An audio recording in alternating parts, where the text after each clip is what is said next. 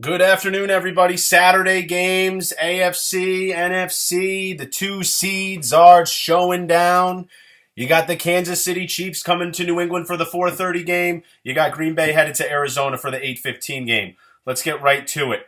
Couple quick things. My buddy Pat Sullivan, who probably will take no credit for this, Jimmy Birchfield will take no credit for this, but D Strong is now coast to coast, global, if you will. An unbelievable undertaking for a young boy that has stage 4 cancer. I can't tell you enough. We need to do more for these young people that have cancer and see if we can't eradicate cancer altogether. But what a fighter. He'll be at the game today. I saw his mom posting up. He's wearing a Gronk jersey.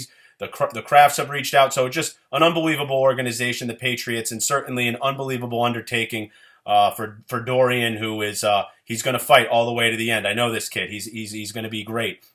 So real quick, Kansas City, big win last week.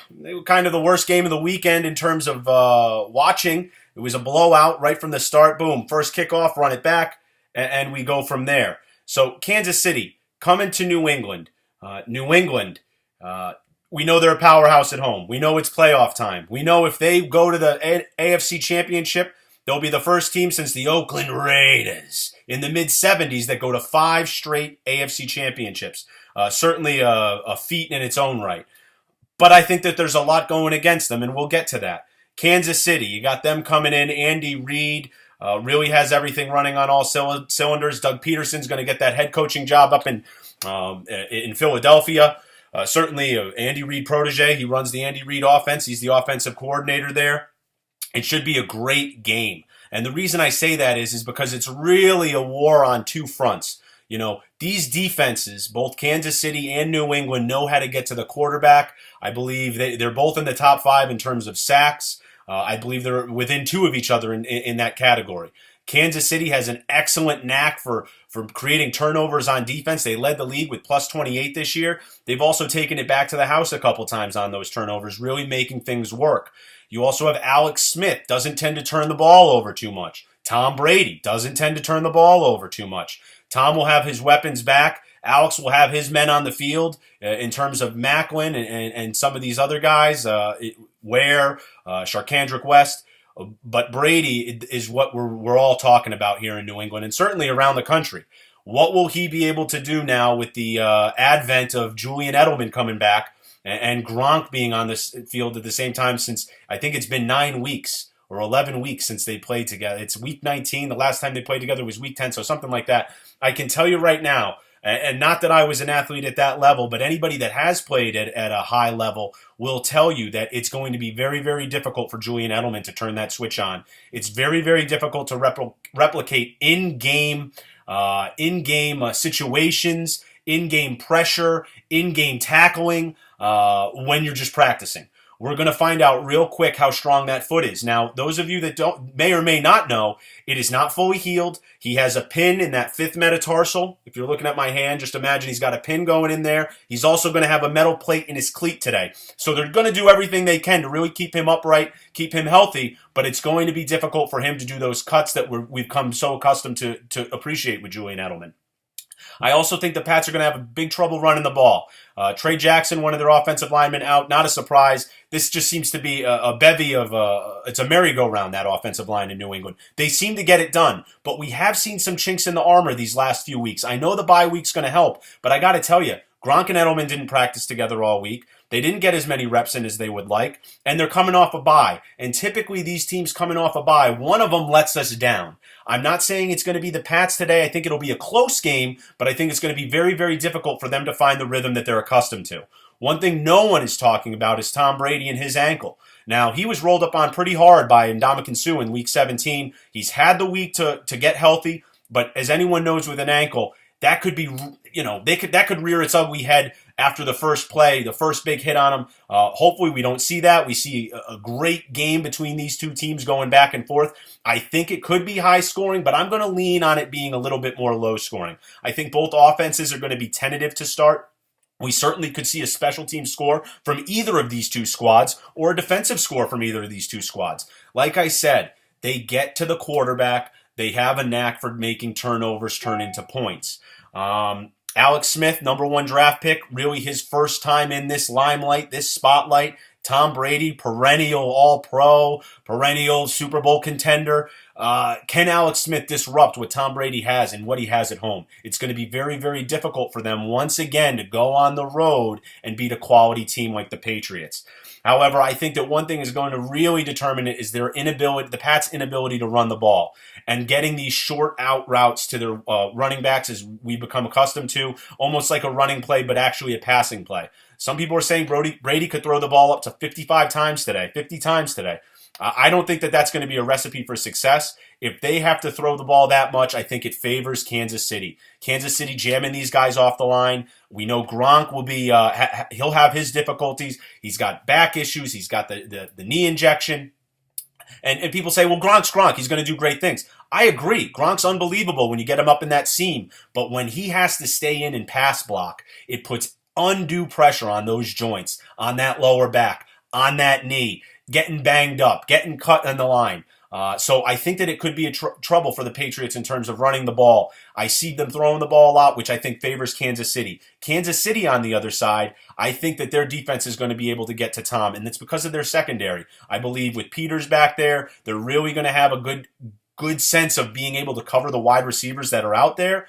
Nobody really scares me for the Patriots. Edelman would, but he's just not going to be as effective as people think he's going to be. I'm rooting for him. I love the kid. I think he's got unbelievable, grit to him, and really just he's just like he said. Belichick says he's a football player. He's a football player. So I wish the best for Edelman today, but I think that Dantari Poe and those edge rushers, both Houston and Tamba Ali, I believe are active today, will give Brady some trouble. If he can get that ball out in that 1.5 to 1.9 seconds, it's going to benefit the Patriots. If Gronk is on the field, his completion percentage goes up 10 points. If he's throwing to those slot receivers on third down, his completion percentage goes up 10 points. So these are key elements. If you're not seeing it happen early, it could be trouble for the Pats in the long run. In terms of Kansas City, I'm really high on them getting a defensive score today. And maybe not defensive, but certainly on special teams. They're a very well-rounded group. Defensively, they certainly give you issues. They're going to be swarming. Brady has to get rid of the ball. They're not going to be able to run the ball the way they want to with Dantari Poe in the center of the line. I'm telling you guys, people from New England, we're familiar with Vince Wilfork. Take a look at Dantari Poe. He's going to be incredible today. I think he's really going to be a problem for that New England offensive line. He's going to eat up 2 or 3 guys. This guy from Memphis, I'm telling you, he's a monster. I think it'll be a close one. I've gone back and forth. I thought the Pats could win this game. I thought Kansas City could win this game. I really like Kansas City to cover at the end of the day. If I was to make one bet, I would say give me Kansas City. I'm taking the 5 points. That's at ESPN as of 4:15. So I'm taking Kansas City in terms of the points. I think the Pats will win the game. I'm thinking 21-17, but it's really going to be determined in that early going. Gronk gets hurt, Edelman gets hurt, or whatever the case is, it could change the complexity of the game. So give me Kansas City to cover, Patriots to win. I'm thinking 21-17. I like for the Brady, Peyton Manning part 17, 18, whatever we're up to. I'm really rooting for that. But I think it's going to be hard for the Pats to really pull away today on a defense that is very sound and a team that, let's be honest, isn't very familiar with losing. So I'll take Kansas City in the points. I'll take the Patriots to win. I know a couple guys that I talked to are going to be like, you told me you were going to go against the Pats. I can't take the Pats to lose today at home. I just think there's too much going on. My man Dorian's in the house. Edelman coming back. It's very difficult to win there in the playoffs. Moving on to game 2. Great game, or what should be a great game. Green Bay going to Arizona. I know you guys are all looking at me saying, great game. What is this guy talking about? They got shell-shocked the last time they went to Arizona in Week 16. I think that it'll be a little different today. I don't think it'll be a 30-point blowout as it was. I think Aaron Rodgers will be upright a little bit more. Bulaga's back. Their other tackle is back. I think they're going to have a little bit better protection. Now, one thing I will say is without Devontae Adams and a secondary that's in the top 5, or a defense that's in the top 5 rather than a defense that's in the bottom 5 like Washington, they're going to have trouble producing points here. I think Green Bay could keep it close. They did so in the first half against Arizona the last time. I think that could be the case this time, but I just see Arizona pulling away. I'm not saying a blowout. I'm thinking, 34-24, 27-17. I see a 10-point window here. I like Arizona to cover. I also like Arizona to win. In terms of the over-unders for these games, you got the Pats game at 44. You got the Arizona game at 50.